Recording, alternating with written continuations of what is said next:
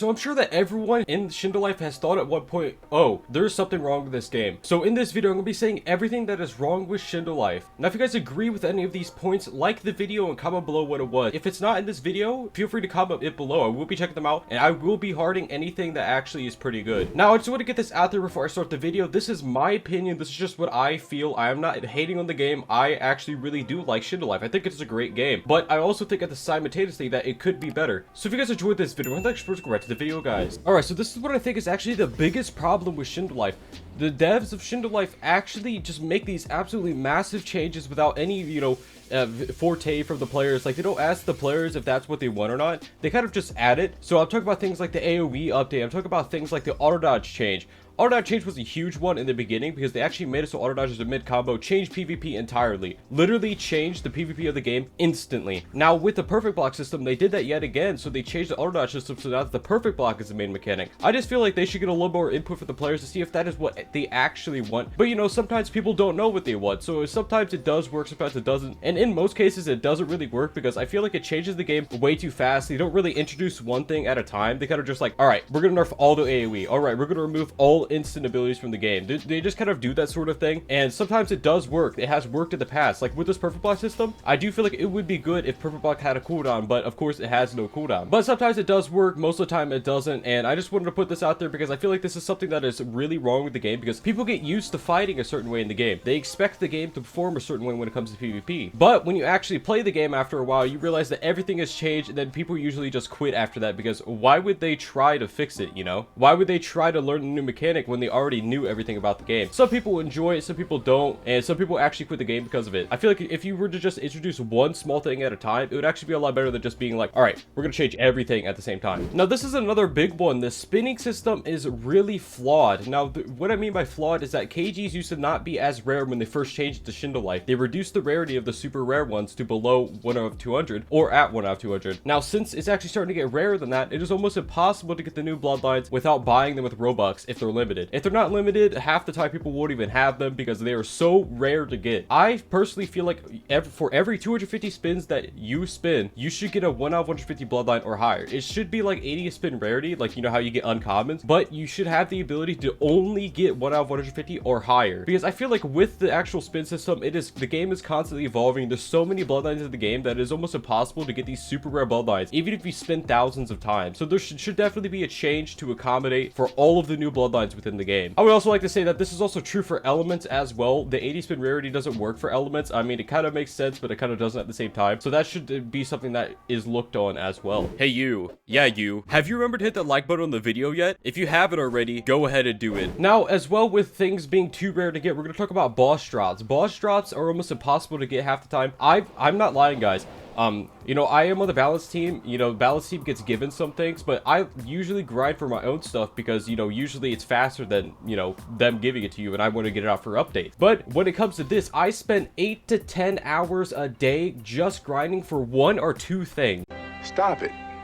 Get some help. That is ridiculous, especially for a Roblox game. I think grinding for 8 to 10 hours for a single thing is a little bit ludicrous. And I also like to say that the boss timer is just too long. Even if they were to reduce the rarity of the things, I do feel like the boss timer should be reduced to 3 minutes, because a lot of the time people are not rotating bosses. They're staying at the same boss. Changing to 3 minutes would almost half the amount of time that you have to take to grind something. And it would be a huge change that it would be super easy to implement as well. So yeah, definitely a reduce of the rarity would be great. Reducing the timer of the boss scrolls is kind of a definite. It should have been reduced. I actually used to be higher than what it is now. I'm pretty sure it was 6 minutes. It should definitely be reduced to 3 minutes, because I do not feel like people really use it for you just rotate bosses much. You usually farm the same 1 or 2 bosses, and this just kind of just stalls out time. It's super boring to just sit there and do nothing. So it should definitely be a 3-minute timer instead of 5. But yeah, it's pretty crazy how long it takes to get a lot of the things in the game. It's I can see why a lot of people just inherently just instantly quit. Now this is one I've talked about before, but the lackluster game modes. The game modes are pretty bad. Like competitive spawn killing is a huge issue. Also, the queues constantly break in competitive. Like you constantly go to a server by yourself. There's not really much you could do about that. I don't really know how they would fix that unless they just added so that you would have to duel someone maybe. But when it comes to actually competitive, I do feel like competitive, it's okay game mode, but there should definitely be a reward for getting ranked like 500 points or above. 500 points is basically 500 wins. So there should definitely be an incentive to do that. Like maybe just give them like 5,000, not even 5,000, give them like 20,000 row coins, because it's only every month. So at the end of the month, it would give give you points, right? And if you have 500 points or above, you get like 20,000 rogue coins. I think that would be a huge change. It gives some incentive to actually play the game modes. And also with that, rogue coins are almost impossible to get in this game. Rogue coins, there should definitely be an easier way to get rogue coins. Like maybe just literally just triple the amount of rogue coins you get from every single game mode. I'm not even lying when I say that. Like the Bloodlines of the game cost like what, 140,000 rogue coins. If you do the math, it would take you like a year straight of just grinding all day, every day.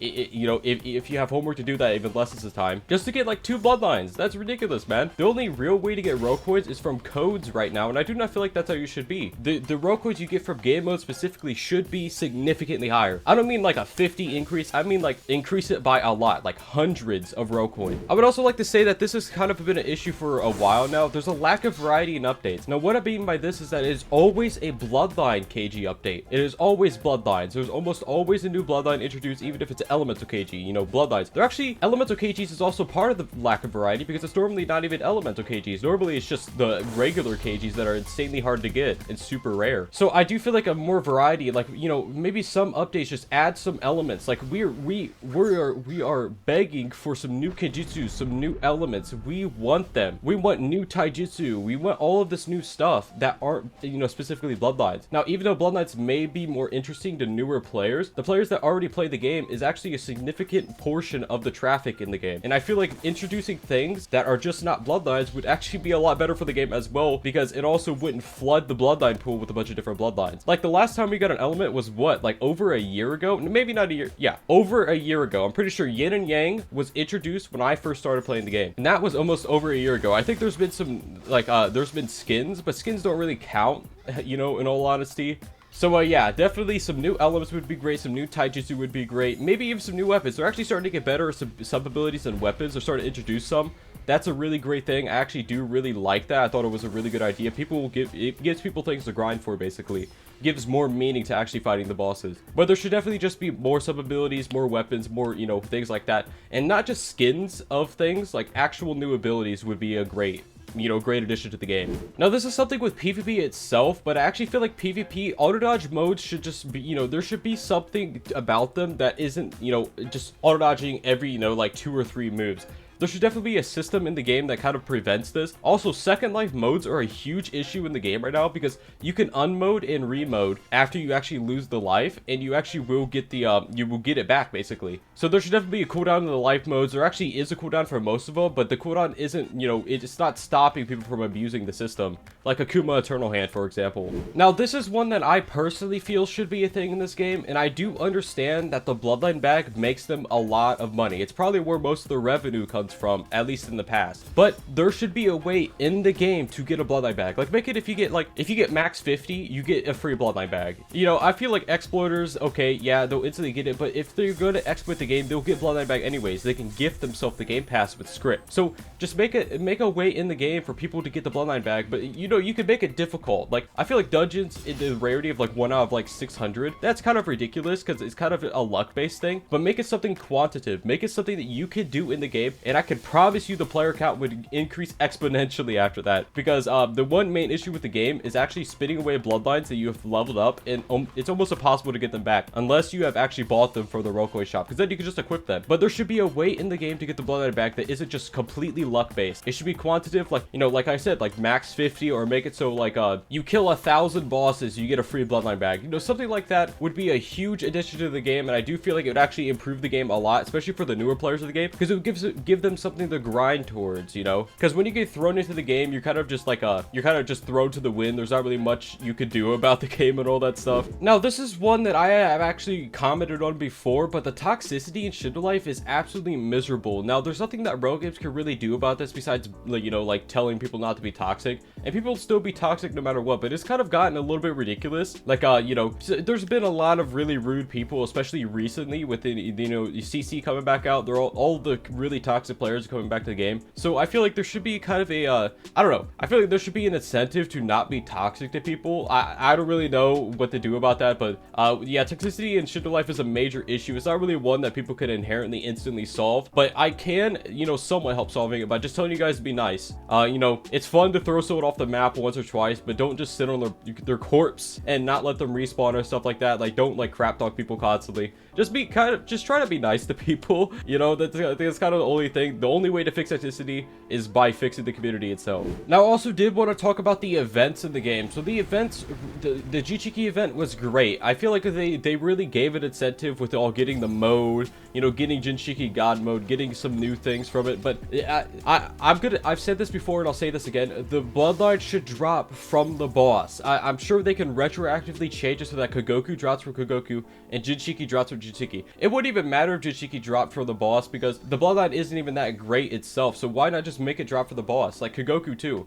You know, these should be boss drops. I don't know. I don't really understand why they're not. I'm sure they have their reasons, but I don't know if the reasons kind of overpower the actually grinding the boss, because nobody will grind the boss after the event's over because you don't get the extra stuff. So I do feel like the boss Bloodlines should drop from the events. I don't know why they stopped doing that. It should still be a thing because you know, it gives another way to get Bloodlines in the game. By the way, guys, what do you guys think is wrong with Shindo Life? What do you think is the most inherent problem in the game? For tell me comments below. So another thing I want to talk about is that there is a severe lack of ability variety in the game. Now, there's like a bunch of different KGs in the game that actually share abilities from each other. I think that each Bloodline should have its own identity. Each Bloodline should be unique from one another, and each Bloodline overall should just have a different, you know, feel to it than one another. A lot of Bloodlines in this game, they kind of share the same feel. Like, they kind of just do the same thing, but look a little bit different. And I do feel like that should definitely be something that should be worked on in the future, but it's not really a pressing concern in the game, but it's something definitely wrong with it. Now, another thing I want to say is that I think the idea of releasing something that's super broken and nerfing it a week later isn't really that great. If you're going to release something that's super broken, you should slowly nerf it so people can slowly drift away from it to a different thing. Because I feel like these huge buffs and these huge nerfs all at once isn't really working out, because people will spend all their time getting this Bloodline,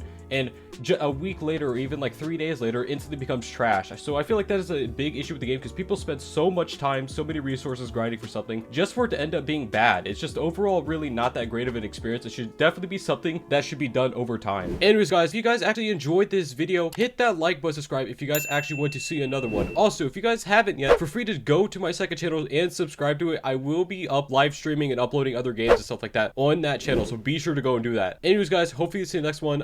Bye bye.